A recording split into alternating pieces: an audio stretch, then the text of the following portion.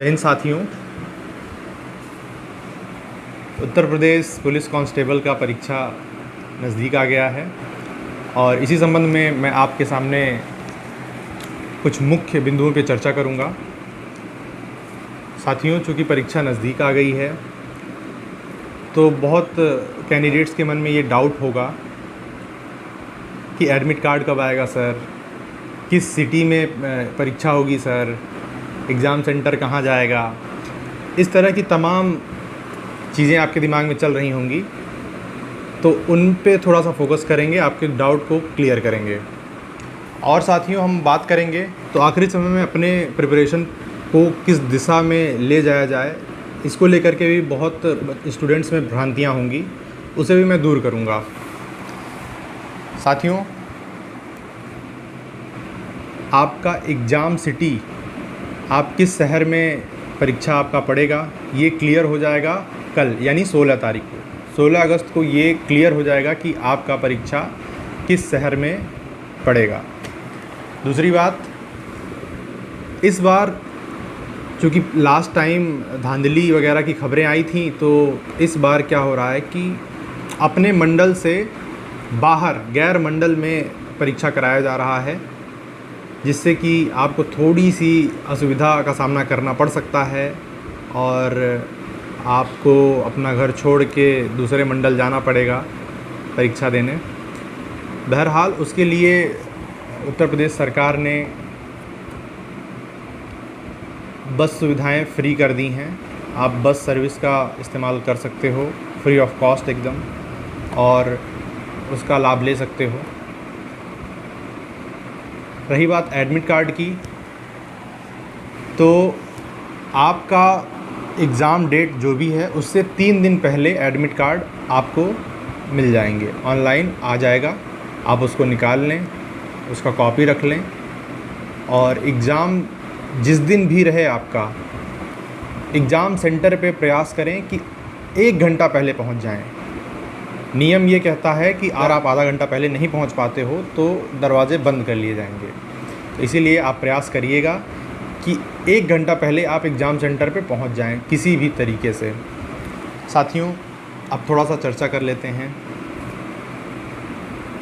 कि आखिरी समय में हमें किन बातों पे फोकस करना चाहिए, क्योंकि मैं मान के चल रहा हूँ कि आपकी तैयारी लगभग पूरी होगी, आपने पूरी शिद्दत के साथ मेहनत किया होगा, जिसका परिणाम ये है कि आपके अंदर एक अलग ही आत्मविश्वास होगा। साथियों, आखिरी समय में अगर आप मॉक पे ध्यान देते हो तो वो आपके लिए रामबाण साबित हो सकता है। मैं अपना व्यक्तिगत अनुभव बताऊं तो मेरे सिलेक्शन में मॉक टेस्ट ने जो रोल अदा किया है वो शायद तैयारी ने नहीं किया है। मैं मॉक टेस्ट देता था, उसका एनालिसिस करता था, और एनालिसिस इस तरह से कि जो भी टॉपिक आपको क्लियर नहीं होते हैं, आपको लग रहा है कि ये टॉपिक छूट गया है या आपका वो कमज़ोर पक्ष है, तो उस पे आप ज़रूर फोकस करें। क्योंकि समय बहुत कम है, तो मैं आपको सलाह दूंगा कि जो इजी टारगेट्स हों, जो इजी सब्जेक्ट्स जिनको माना जाता है, ख़ास करके हिंदी हो गया, आपका जीएस का कुछ स्पेसिफ़िक पोर्शन हो गया, जो ज़्यादा नंबर का आता हो, आपका रीजनिंग का पोर्शन हो गया, इन सब पे आप ज़्यादा फोकस कर सकते हो अभी के समय में। हिंदी एक ऐसा सब्जेक्ट है जिसमें आप जितना चाहो उतना स्कोर कर सकते हो कम मेहनत में। इस आखिरी समय में मैं आप सबसे एक आग्रह करूंगा, और वो ये है कि कोई नई टॉपिक आप मत टच करिए। अगर कोई टफ़ टॉपिक है, जैसे मैथ का मान लीजिए कोई टॉपिक आपसे अछूता रह गया है अभी तक, कंपाउंड इंटरेस्ट, परसेंटेज, या कोई इस तरह का कोई पेचीदा टॉपिक जिसको आपने अभी तक नहीं पढ़ा है, तो मैं आपसे रिक्वेस्ट करूंगा कि उसको आप मत टच करिए। आप क्या कर सकते हैं, मैंने जैसा कि अभी बताया, जो इजी टॉपिक्स होते हैं, इजी टारगेट, उनको बनाइए आप। जैसे कि आप मॉक दिए, आपको हिंदी में एक सेक्शन मिला कि ये पुस्तक का लेखक कौन है, फला पुस्तक का लेखक कौन है, तो आप उससे रिलेटेड जितने लेखक हैं, उन्होंने जितनी पुस्तकें लिखी हैं, उनकी संरचनाएं वगैरह सब याद कर लीजिए। ये इजी टारगेट्स होते हैं और ज़रूरी नहीं है कि वो शब्दशः आपको याद ही रहें। आप एग्ज़ाम हॉल में जाओगे, परीक्षा दोगे, आप क्वेश्चन जैसे सामने आएगा उस लेखक का नाम याद आ जाएगा। तो ज़रूरी नहीं है कि 100% याद होना ही होना चाहिए। जैसे ही वो प्रश्न आपके सामने आएगा आप उस पर टिक कर दोगे बड़ी आसानी से। तो इजी टारगेट्स पे ध्यान देना है। दूसरी बात, आखिरी समय में केवल और केवल फोकस होना चाहिए रिवीजन पे। अभी तक आपने जितनी भी तैयारी करी, अब उसको एक कंपाइल करके केवल रिवीजन पे फोकस करना है। अगर आप रिवीजन नहीं करते हो तो ये सबसे बड़ी गलती होगी आपकी। रिवीजन को हम लोग हल्के में लेते हैं, लेकिन रिवीजन की एक अपनी अलग ही वैल्यू होती है। तो जितने भी टॉपिक्स आपने कवर किए हैं अभी तक, उन सबको शॉर्ट नोट्स के माध्यम से उनका रिवीजन करिए और जो इजी टॉपिक्स हैं केवल उन्हीं को टच करिए। बाकी सारे टॉपिक्स को रिवाइज़ करिए। जो सॉफ्ट टारगेट हैं, इजी टॉपिक्स हैं, उनको ही आप टच करिए। तीसरी बात, मॉक टेस्ट आप जब दे रहे हों तो उनका एनालिसिस ज़रूर करिए, क्योंकि मॉक टेस्ट के एनालिसिस से आपको टाइम मैनेजमेंट का पता चलता है। आपको ये आइडिया लग जाता है कि हम एक सेक्शन पे कितना समय दें, किस सेक्शन पे कितना समय देना उचित रहेगा, कितना देना अनुचित रहेगा, ये आपको क्लैरिटी आ जाती है। नहीं तो हम जब भी एग्ज़ाम हॉल में बैठ के क्वेश्चन सॉल्व कर रहे होते हैं तो हम किसी क्वेश्चन पे जाके अटकते हैं तो हम ईगो पे ले लेते हैं कि नहीं, ये क्वेश्चन तो हम करके ही रहेंगे। अब हम गलती ये कर बैठते हैं इस स्थिति में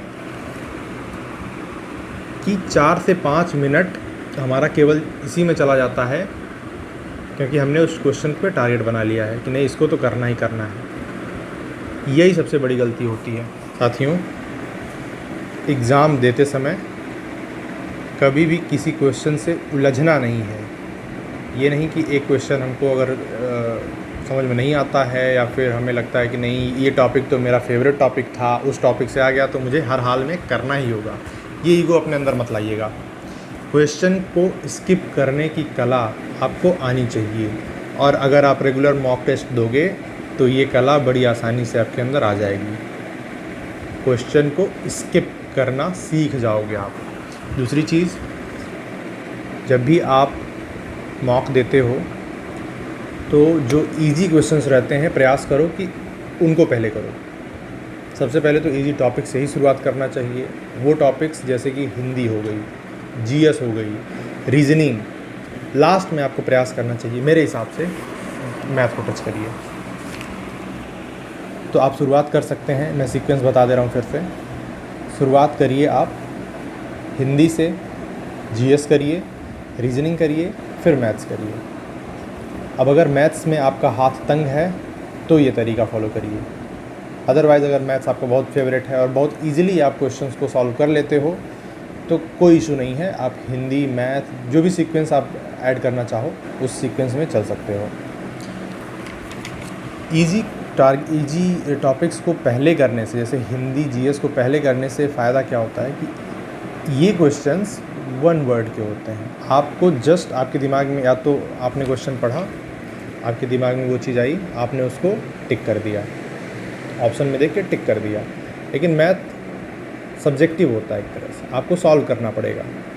आप सॉल्व करोगे तब जाके आंसर तक पहुंचोगे, तो वो टाइम टेकिंग प्रोसेस है, तो उसको बाद के लिए ही छोड़ देना चाहिए मेरे हिसाब से। तो जो क्वेश्चंस आपको आ रही हैं तुरंत उस पर टिक करो, उसके बाद स्किप कर जाओ। हिंदी और जीएस को तो तुरंत ख़त्म कर दो। रीजनिंग और मैथ्स के लिए मैं बता रहा हूँ। रीजनिंग में क्या करो, जो क्वेश्चंस आपको लगें कि ये टाइम ले सकता है आपका, उसको आप स्किप करके आगे बढ़ जाएं नेक्स्ट क्वेश्चन पे। इस तरह से अगर आप करते हैं तो आप इजीली टाइम मैनेज कर पाओगे।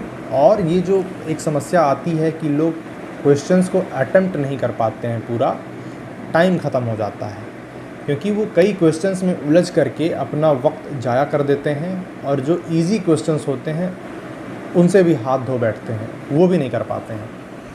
तो अगर आप सही मैनेजमेंट के साथ एग्ज़ाम देने के लिए वेल प्रिपेयर्ड हो करके जाते हो तो यकीन मानो इस बार वर्दी आप ज़रूर पहनोगे। तो साथियों, आखिरी समय में आपको रिलाई करना है केवल और केवल रिवीजन पे और मॉक टेस्ट पे। अभी आज 15 तारीख है, 5-6 दिन आप लगातार मॉक्स लगाइए, एक मॉक लगाइए या दो मॉक लगाइए, बेहतर रहेगा आपके लिए। अगर आपने अभी तक कम मॉक्स लगाए हैं तो ज़रूर 2 मॉक्स लगाइए, अदरवाइज़ 1 मॉक्स भी सफिशिएंट है। और उनसे आप टाइम मैनेजमेंट, किन क्वेश्चन को छोड़ना है और जिन क्वेश्चंस को करना है अगर आपको वो नहीं आ रहा है तो उनमें से एलिमिनेशन मेथड का इस्तेमाल करके उसको कैसे सॉल्व करेंगे ये सीख सकते हैं। अभी मौका है तो रिवीजन करिए, मॉक्स लगाइए और एग्ज़ाम के 2-3 दिन पहले से आप रेस्ट करिए। कोई नई इन्फॉर्मेशन अपने अंदर मत डालिए।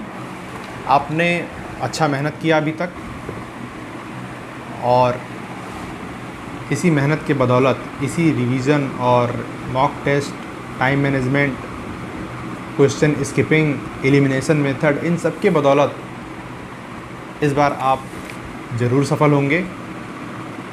आपके ऊपर खाकी ज़रूर आएगी। एसआई और एएसआई मिनिस्ट्रियल वैकेंसी में जो मेरे भाई लगे हुए हैं, तैयारी कर रहे हैं, बेहद इंतज़ार कर रहे थे काफ़ी समय से, उनके लिए भी खुशखबरी ये है कि अक्टूबर लास्ट में आपका परीक्षा होने जा रहा है।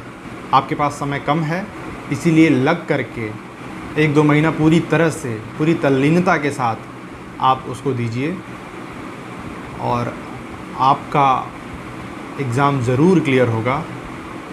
यही मेरी शुभकामना है। इसी बात के साथ साथियों मैं अपनी बात ख़त्म करता हूँ। आने वाली परीक्षा की आपको ढेरों बधाइयाँ, ढेरों शुभकामनाएँ।